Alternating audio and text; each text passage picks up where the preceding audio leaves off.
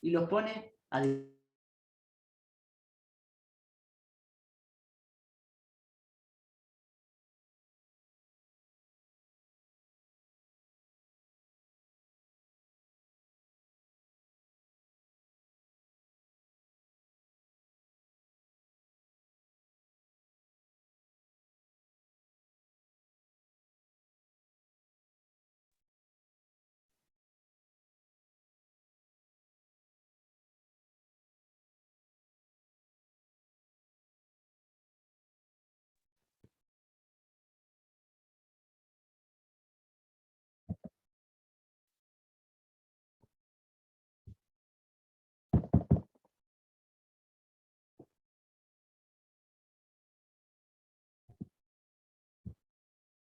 Ahí estoy.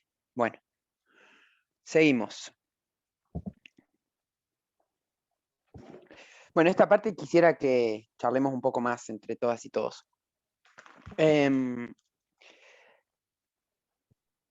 Estas piezas, ¿sí?, del sistema educativo, van a ver a ver, yo no quiero que ustedes se las aprendan de memoria ni nada, sino que ustedes puedan establecer relaciones y puedan comprenderlas, cómo se manifiestan en las aulas, digamos, en el sistema educativo en la actualidad. Dice, homología entre la escolarización y otros procesos educativos. La escuela se impuso mediante complejas operaciones de negociación y oposición con otras formas educativas presentes. La adopción de pautas de escolarización por ciertas prácticas pedagógicas previas o contemporáneas, como la catequesis o la formación laboral, y la desaparición de otras como la alfabetización familiar o los ritos de iniciación y de transmisión cultural presentes en las zonas coloniales previas a la llegada europea. Esta parte me parece que está, digamos, súper clara en el sentido de cómo se impuso este tipo de transmisión de conocimientos y de transmisión de una socialización por sobre otras formas de aprendizaje, ¿sí? Entonces, esto quiere decir la educación, la escuela como forma educativa hegemónica. Bueno, este punto que viene ahora, van a ver que lo van a ver en el texto de Dubet, matriz eclesiástica. O sea, la forma del sistema educativo tiene que ver estrictamente con cómo es una iglesia, digamos, o un monasterio, ¿sí? Entonces, la escuela se construye a partir de su separación del espacio mundano, ¿sí? Entonces, lo que sucede en la escuela supuestamente está apartado de la realidad, no tiene conexión con el alrededor, porque es un espacio, yo hago comillas, sagrado, ¿sí? Regulación artificial. Las normas, desde las disciplinarias hasta aquellas que se refieren al trato entre los sujetos, responden a criterios propios que muchas veces entran en fricción con las normas externas. Por ejemplo, el calendario escolar se estipula uniformemente para la totalidad del sistema sin tener en cuenta el uso del tiempo de la comunidad en que cada escuela se utiliza. Entonces, fíjense en la actualidad, en sus propias trayectorias educativas, cómo organizamos nuestra vida familiar en torno a la escuela, ¿sí? ¿A qué hora se entra a trabajar? Bueno, cuando las niñas ingresan a la escuela. ¿En qué época nos vamos de vacaciones? Bueno, cuando las niñas están de vacaciones de la escuela. Fíjense cómo toda esta cuestión se vio trastocada, ¿sí? Se vio modificada profundamente por la cuarentena y por la pandemia, ¿sí? Entonces, hoy en día hay una confusión, hay hoy en día, digamos, del año pasado, un desconocimiento de qué es lo que hay que hacer, o mejor dicho, de qué es lo que se puede esperar de la organización del tiempo con respecto a la escuela.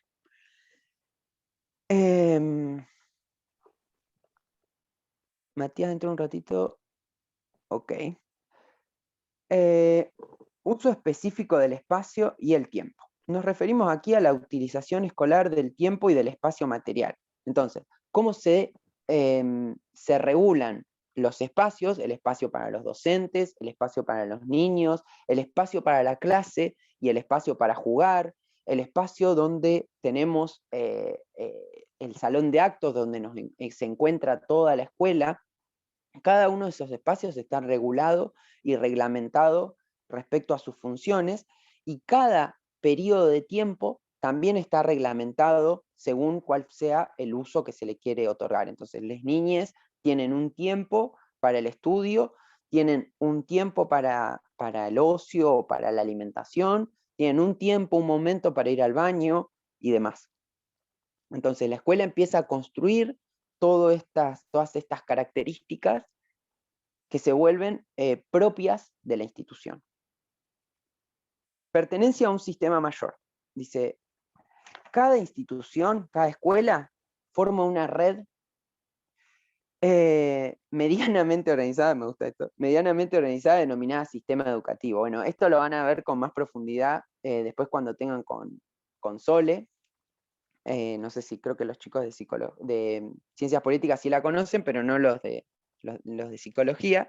Con Sole, ella, creo que el año que viene, cuando tienen con ella les va a explicar mucho más, o sea, quienes están en el sistema educativo más o menos lo conocen, pero esto de el sistema educativo está organizado en gestión privada y gestión pública, en distintos niveles, ¿sí? Nivel inicial, nivel primario, nivel secundario y nivel superior.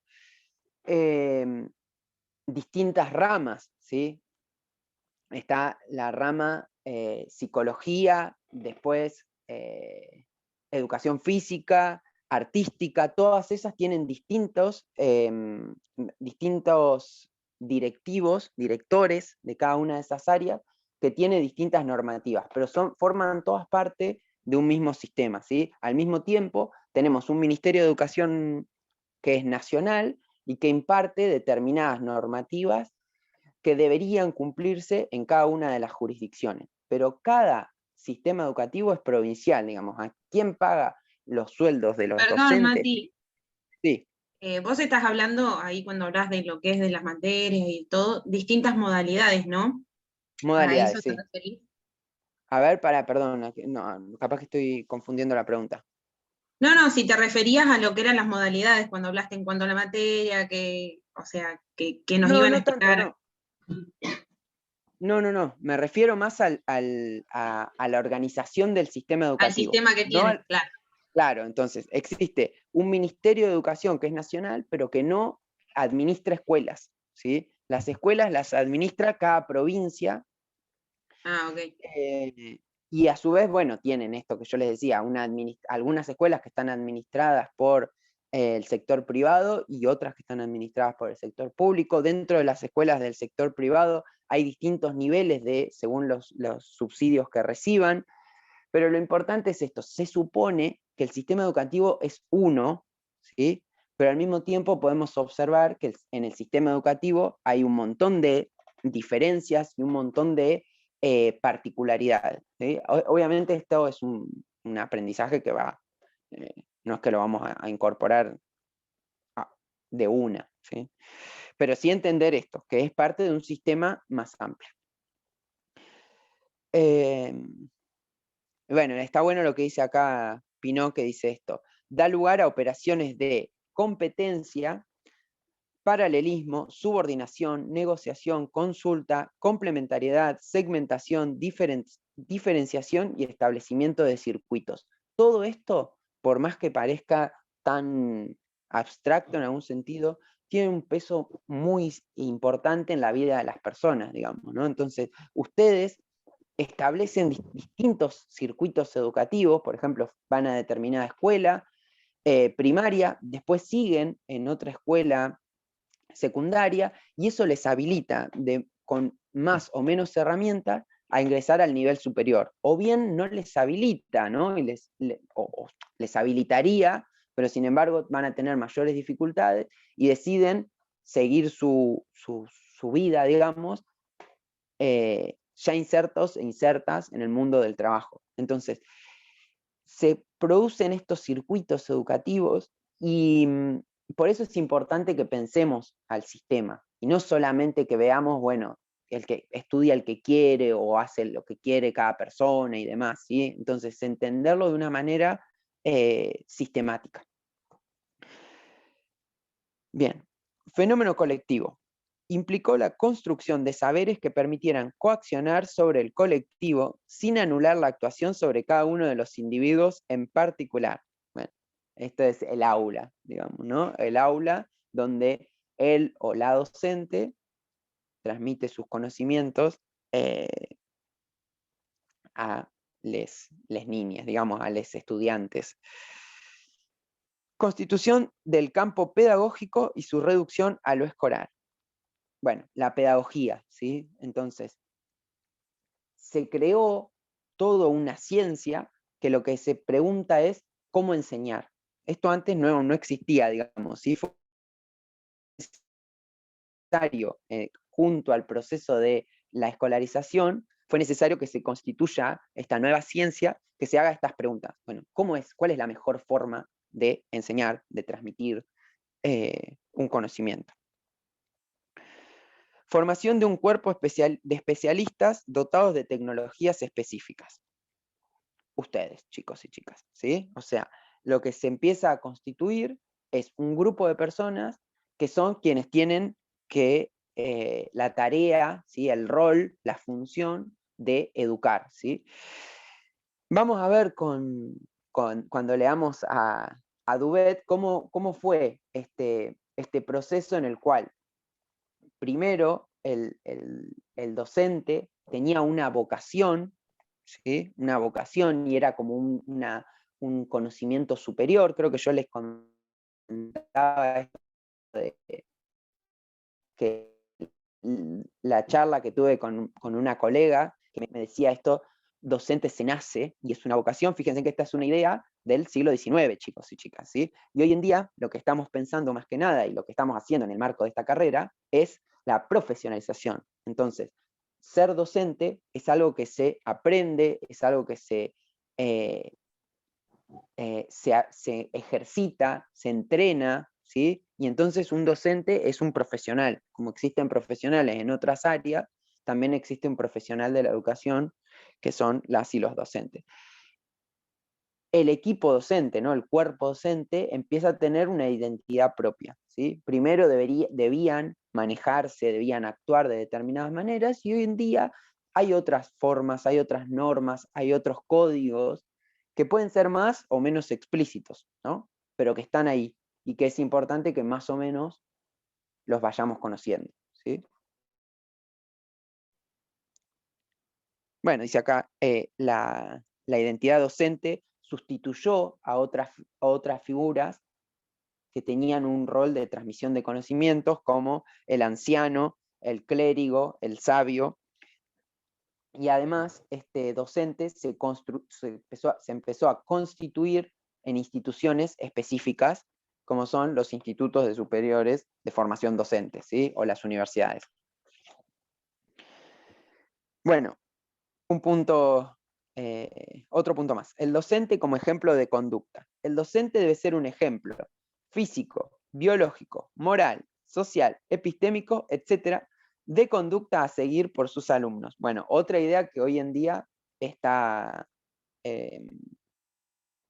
también en tensión y en conflicto, pero que está presente, ¿sí? Se imaginarán que las y los estudiantes están todo el tiempo observando al docente y a la forma en la cual se comporta, no solo cómo transmite supuestamente determinados conocimientos. Y bueno, acá esta parte me parece que es central. Dice, se presentan condiciones de trabajo deficientes, salariales, sobreexplotación, horas y jornadas, laborales no pagas, etc. Prepárense, porque es un poco así. Pero al mismo tiempo, retribuciones, y ahora hago comillas, superiores no materiales, ¿no? Entonces, la tarea docente tiene este nivel de esta satisfacción o este bonus, este plus de la las retribuciones, toda esta carga, ¿sí?, de dificultades en cuanto a la profesionalización y al ejercer la profesión, que tiene que ver con las cuestiones salariales, con las cuestiones de la calidad del trabajo, las cuestiones de, por ejemplo, en secundaria, que te puedan remover de un curso de un día para el otro si no sos titular, y todas estas cosas que bueno, son problemáticas importantes y que hacen a la tarea. No quiero tirarles mala onda, ¿no? Pero bueno, un poco es así, ya lo tienen que empezar a ir conociendo.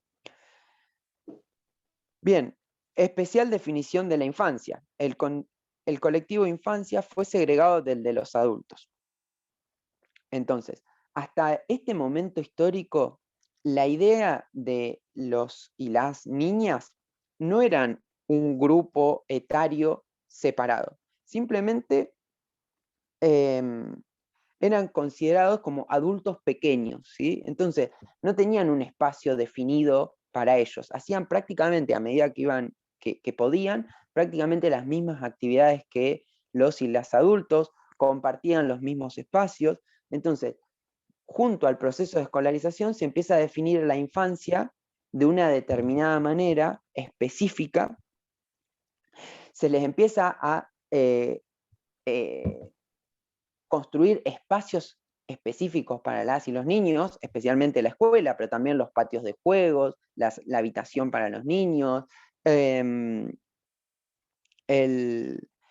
los lugares y los tiempos específicos para las y los niños, la pediatría, por ejemplo, ¿no? Una rama de la medicina que se ocupa específicamente de las niñas y los niños, ¿sí? Establecimiento de una relación inmodificablemente asimétrica entre docente y alumno. Y bueno, acá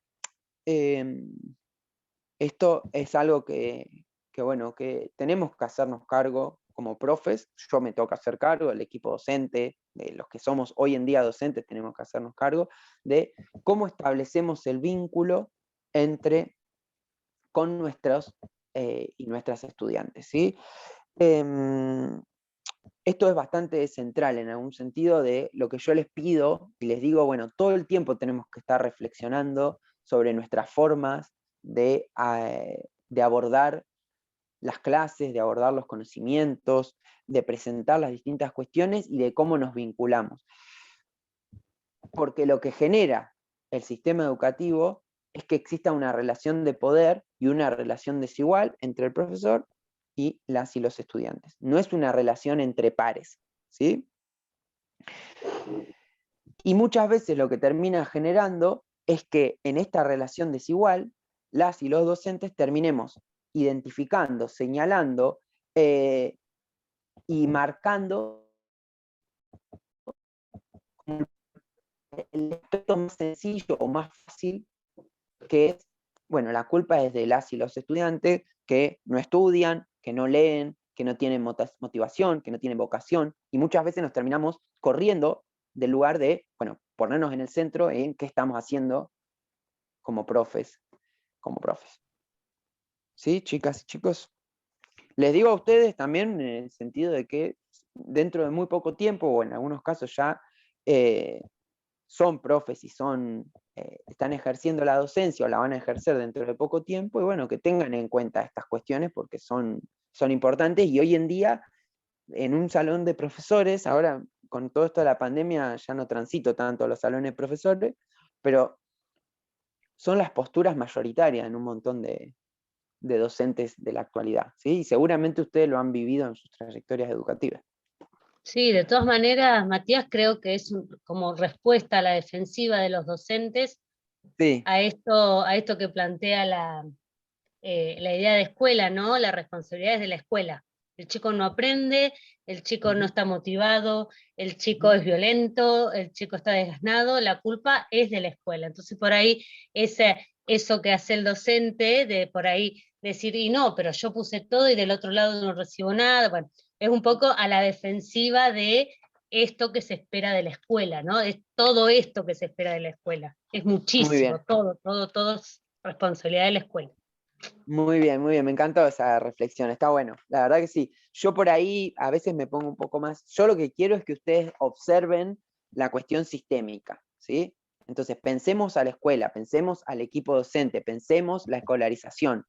No me quiero meter con las y los profes, digamos, no, en realidad llegué a ese punto y me pongo por ahí un poco más intenso en ese sentido, porque por ahí me parece que es lo que les puede llegar a ustedes y que ustedes pueden reflexionarse de manera más sencilla, ¿sí? Pero lo que tenemos la obligación de pensar y en algún sentido la obligación de modificar, no sé si la obligación, pero o la tendencia hacia donde tendríamos que ir es a, bueno, veamos cuál es el sistema, veamos qué le estamos exigiendo a la escuela, veamos qué herramientas, qué estrategias puede tener la escuela para abordar estas cuestiones tan importantes y no empecemos a mirar a cada uno de los y las docentes. No, estoy totalmente de acuerdo con lo que decís.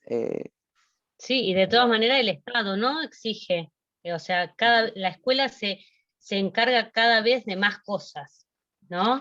Sí. De esto de tratar la ESI, de distribuir los alimentos en la escuela, de ocuparnos y detectar a través de una pantalla si el estudiante está sufriendo violencia en el hogar. O sea, hay una exigencia por parte del Estado y el Estado mismo, o sea, el sistema, no te da las herramientas necesarias para que vos puedas hacer eso.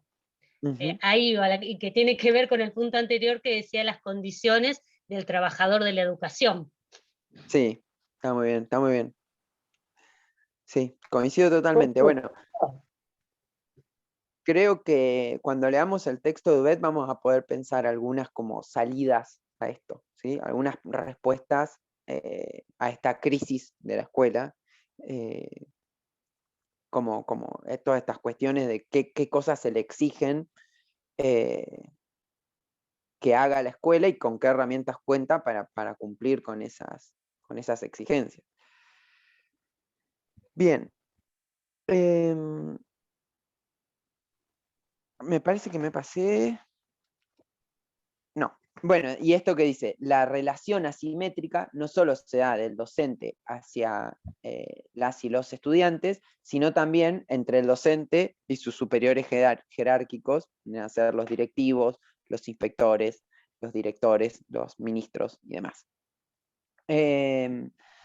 Generación de dispositivos específicos de disciplinamiento. Dice, dispositivos de producción de los cuerpos dóciles en los sujetos que se le encomendaban. La invención del pupitre, el ordenamiento en filas, la individualización, la asistencia diaria obligada y controlada, la existencia de espacios diferenciados según funciones y sujetos, los test, las evaluaciones, etcétera, etcétera. ¿Sí? Entonces, todos estos dispositivos fueron creándose, o no sé si creándose, pero sí imponiéndose al interior de la escuela. Currículo y prácticas universales y uniformes. Entonces, se estableció qué era lo que se debía transmitir y qué era lo que se debía saber, que aún hoy, con todas las modificaciones que está teniendo a nivel primario y a nivel secundario, aún hoy está muy presente, ¿no? Aún hoy está es muy palpable a nivel escolar y a nivel social, ¿no? Entonces esto de cuáles son los saberes elementales, qué es lo que se supone que se tiene que saber de la escuela, cómo eso se ha ido modificando con el tiempo, entonces se dice, ay, no, antes sabíamos hacer tal cosa o aprendíamos a hacer tal cosa y hoy en día los chicos, las chicas no hacen nada, no saben nada y demás, y yo creo que, bueno, que es central que sea materia de discusión y materia de debate en la escuela que pretendemos. Un ordenamiento de los contenidos, ¿sí? Se recorta, selecciona y ordena los saberes que considera que debe impartir a sus alumnos por medio del proceso de elaboración y concreción del currículo prescripto, ¿no? Entonces se ordena, tiene que aprender en primer grado en determinadas materias, determinadas cuestiones, para después en segundo, en tercero, en cuarto, en quinto, seguir avanzando en un determinado sentido, ¿sí? Entonces esto es la educación gradual. Dice, descontextualización del contenido académico y creación del contenido escolar. Entonces, esto tiene que ver con cómo se constituyen una serie de saberes y se los corre de los contextos en los cuales esos saberes fueron creados y en los cuales esos saberes son aplicados. Entonces, piensen, por ejemplo, cuando están en la primaria, ¿sí? Los niños y las niñas, y un montón de veces se tiende a explicar algunas cuestiones de manera súper abstracta, y cómo se exige que, bueno, empecemos a pensar en cómo se utilizan esos saberes, qué utilidad tienen, cómo los podemos aplicar en determinados contextos, ¿no? Entonces, en este periodo de la escuela, cuando se consolida, el saber era un saber abstracto y descontextualizado. Y entonces, esto que yo les decía, te enseñan a hacer el procedimiento, pero no te enseñan cuál fue el camino, o no sé si no te enseñan, no te permiten saber cuál fue el camino para llegar a ese procedimiento, ¿sí? Y es un poco lo que plantean en la educación prohibida de te dan la comida ya masticada. Bueno, Luz, bárbaro. Creación de sistemas de acreditación, sanción y evaluación escolar. Dice, el capital institucionalizado que acredita la tenencia de un cúmulo de conocimientos por medio de la obtención del diploma o título de egresado y permite el funcionamiento del mercado laboral, de acuerdo con las prácticas liberales de comparación y el intercambio. No sé si se acuerdan que la semana pasada, no, la anterior, estuvimos charlando, es justo Luz que se está yendo, ella comentaba esto de cómo se estableció que la secundaria debía ser obligatoria, y al establecer que la secundaria debía ser obligatoria, ahora hay un montón de trabajos a los cuales no se puede acceder si no tenés la educación secundaria completa. Y así podríamos seguir, ¿no? Con los distintos títulos y las distintas calificaciones y posibilidades que nos permiten dentro del mercado laboral. El examen se convierte en una práctica continua y absolutamente ineludible de la práctica escolar que afecta tanto a alumnos como a docentes.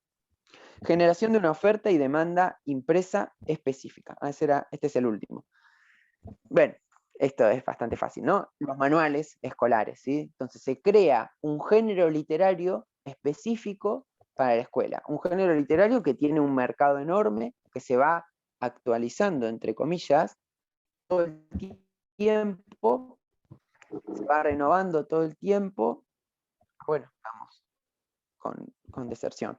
Sí, ya vamos cerrando igual, más o menos. Yo quería que llegáramos a analizar más o menos estas 17 piezas que constituyen el punto en el cual se consolidó la escuela moderna, ¿sí? Pensemos que este sistema se encuentra en crisis desde hace décadas. No es tampoco que la crisis tiene que ver con el coronavirus o con los últimos años, sino que hace décadas que estamos empezando a discutir esta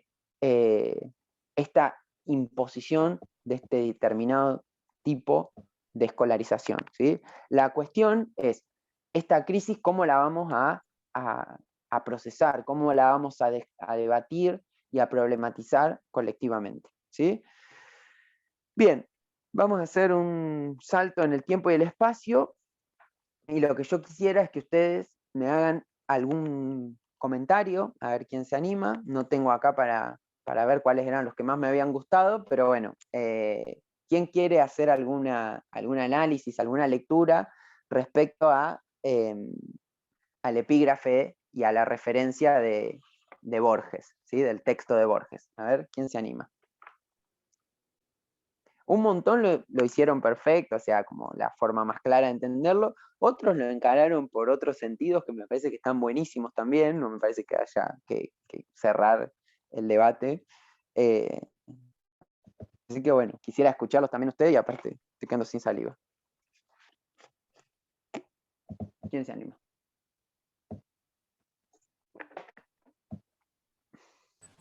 Bueno, yo. Dale. Mucho no me acuerdo lo que puse, sinceramente, pero más que nada con el epígrafe yo relacioné enseguida el tema de los camellos con los árabes, con ese tipo de cultura, y en base a lo leído, esto de que decía de que por más de que no los nombrara los camellos, daba cuenta dónde estaba situado esto que estaba hablando. Ahora no me sale El Alcorán. el Alcorán, me salía el Corán, pero no, el Alcorán. Entonces yo lo relacioné con esto de que estamos tan atravesados por la escuela, por la escolaridad, que por más de que nosotros, el grupo nuestro, no digamos yo fui a la escuela, yo fui al secundario, yo hice la primaria, damos por sabido, por entendido que todos pasamos por la escuela. Yo lo relacioné más o menos así, no me acuerdo bien cómo había puesto, pero iba por ese lado, de que vos podías ver a una persona o un grupo de personas y ya dar cuenta de que esas personas pasaron por la escuela. Muy bien, muy Yo había interesante. entendido que lo del Corán y Dale. los camellos era una metáfora para referirse a la escuela, al decir que Sí. el camello no es el único animal que te ayuda a cruzar el desierto, pero sí el más eficiente, en referencia a la escuela, como diciendo, no es lo único que te ayuda, pero sí es la forma más eficiente en cuanto al sistema anticuado, era la palabra, no me sale la palabra, el sistema clásico, creo que decía, no sé, Ay, no sé, ahí me educativo. mataste. Sí. Bueno, el sistema más retrógrado, ¿no? El que está más anticuado, que todavía se mantiene, no era el más eficiente, el único, pero sí el más eficiente o algo así, decía, porque eso lo decía al final del texto. Está bien, está bueno lo que decís. Está bien. Yo en mi caso, nada Dale. que ver, Marina, a ver. interpreté a los camellos como Sí. las intenciones ocultas de los gobiernos, ¿no? Que pueden ser buenas o malas, como de controlar también, ¿no? A la sociedad, en esto que se mencionaba en el texto del control, del pupitre, de que los alumnos sean sumisos, del respeto al profesor, de esto de no permitirles la palabra, ¿no? De no permitirles un pensamiento crítico, de no poner en cuestionamiento lo que dice el docente, que lo que dice el docente está bien, y si se equivoca del otro lado nadie le puede decir nada. Algo así había puesto yo lo había entendido, a los camellos eran como las intenciones ocultas detrás de cada gobierno, que no se ven, pero que están, que muchas veces son beneficiosas y otras no tanto. Algo así había puesto en el texto. Bueno, está bueno. ¿Quién más? Yo con la Yo había historia. puesto algo, A ver. perdón, No, seguí. Yo ahora no puedo ver quién está hablando, así que hable la que quiera. bueno, yo había puesto algo similar a lo que Hola, dijo Marita. Brandon, que si bien sabemos que la escuela está en crisis, seguimos optando por ella porque es el método más eficaz para los fines propuestos. Es básicamente eso, similar a Es que técnicamente te lo dice el mismo texto al final, o sea, no hay que pensar mucho, si lo leyeron todos se hubieran dado cuenta de que al final te dice la metáfora. Más o Sí, menos, sí, más yo o también menos. puse. Tampoco están así, Brandon. Ahora les voy a dar Yo también mi me limité a análisis. repetir lo que decía al final. No toques eso que se rompe. Sí. Está bien. ¿Quién más quería hacer un comentario? No, yo con la historia, porque yo digo, él hace una comparación que si observamos a lo largo de la historia, la escuela no existió, pero nadie hoy podría discutir si sacamos a la escuela, que es el método, es más o menos parecido a lo que decían, es el método más eficaz para seguir educando. O sea, la historia prescindió de la escuela en algún momento, pero ahora nadie discute lo imprescindible que es. Muy bien, sí. ¿Quién más? Sí, perdón, yo sumo algo a lo que dice Siria también de que, entre comillas, que todavía sirve, había puesto yo como que se discute, se la critica, por así decirlo, pero todavía se sigue utilizando. Claro, no hay nada más, o sea, otra institución que reemplace a la escuela, ni siquiera la familia como era al principio, digamos. Claro. Sigue siendo transmisor y responsable de seguir manteniendo la historia, de crear cultura, de generar memoria, bueno, y un montón de, o sea, Qué de bueno. cuestiones de la sociedad. Muy bien. ¿Quién más quiere comentar algo? Está muy bueno lo que están diciendo. Recién pensando, quería agregar que puede que se refiera al hecho de dar por hecho, porque la redundancia, las cosas, como por ejemplo que se da por hecho que transcurre en Arabia, a pesar de que no aparecen camellos, se da por hecho que transcurre en Arabia porque Corán, sin cuestionarlo, supongo que también se puede ver por ahí con referente a la escuela, cómo se dan por hecho las cosas sin, bueno, sin tener en cuenta otras cosas. Me perdí un poco en lo que quería decir. Está bien, pero tiene que ver con esto de la naturalización, digamos. Lo que nos propone el autor es que no naturalicemos los procesos, claro, ¿sí? Que los podamos pensar como procesos históricos y contradictorios y no como algo natural, algo que siempre estuvo ahí, ¿sí? ¿Alguien más quiere hacer algún comentario? Claro, yo lo puse ahí, lo armé como un rompecabezas y fui reemplazando las palabras. Puse Gibbon sí, observa que en el libro árabe, sí, entre paréntesis, educación por excelencia, en el Corán, o sea, la historia, no hay camello es la escuela. Yo creo que si hubiera alguna duda sobre su autenticidad, el Corán bastaría la ausencia de camello para probar que es árabe. O sea, bastaría sacar a la escuela de la historia para darte cuenta que es necesaria la escuela. Una cosa así, reemplacé las palabras. Está muy bien. La idea es esto, entonces. La socialización, ¿sí? La transmisión de conocimientos, el hecho de que las nuevas generaciones aprendan a manejarse en la sociedad, eso existió siempre, digamos, ¿no? Podríamos decir, la educación existió siempre. Otras instituciones, digamos, otros actores sociales se ocupaban de la educación. En la modernidad, la que se hace cargo de esta definición, digamos, la que se hace cargo del concepto de educación es la escuela, ¿sí? Entonces, quien va a transmitir los conocimientos de una determinada manera, quien va a constituir la sociedad de una determinada manera en la modernidad, es la escuela, ¿sí? Entonces, como parte de este proceso, también es importante que la escuela se vuelva de alguna manera invisible, ¿sí? De alguna manera se la naturalice como parte, como algo que siempre estuvo, algo que siempre fue así, algo que no tenemos que problematizar de alguna manera, ¿no?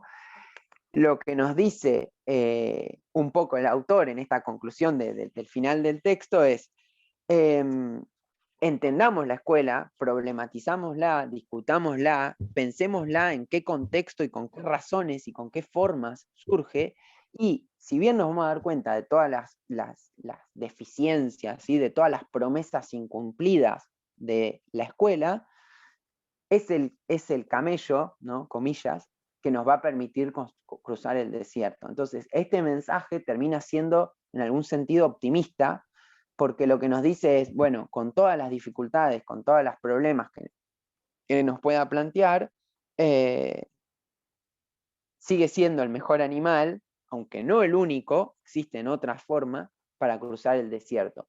La cuestión es que entendamos esto, ¿no? Entendamos los procesos contradictorios y de lucha, y que sigamos luchando y sigamos pensando y sigamos problematizando, bueno, ¿cuál es el rol de la escuela? ¿Con qué herramientas cuenta? ¿Sí? ¿Qué vamos a hacer como futuros y futuras docentes? ¿Sí? ¿Qué queremos generar? Esa es un poco la pregunta que nos queda abierta y bueno, y que lo vamos a seguir charlando y discutiendo en las próximas clases. Bueno, esto ya se va a cortar, no nos volvemos a conectar, ¿sí? Yo ya no sé cuánto, si alguien tiene compo ahí me puede decir cuánto falta, pero debe faltar poquitos minutos. Un minuto. Para la semana que viene les voy a pasar para que lean el texto de Duvet, les voy a subir estos videos, quienes tengan que rehacer alguna de las respuestas, supongo que con la clase de hoy van a poder reescribir algunas cosas. Acuérdense que no hay respuestas cerradas, únicas y definitivas, sino que estamos haciendo análisis, estamos haciendo lectura, estamos construyendo posicionamientos, ¿sí? Bueno, de mi parte, muchísimas gracias por acompañarme, estar ahí, aguantarme mis formas y mis dificultades. Gracias, Evangelina, por ayudarme compartiendo pantalla.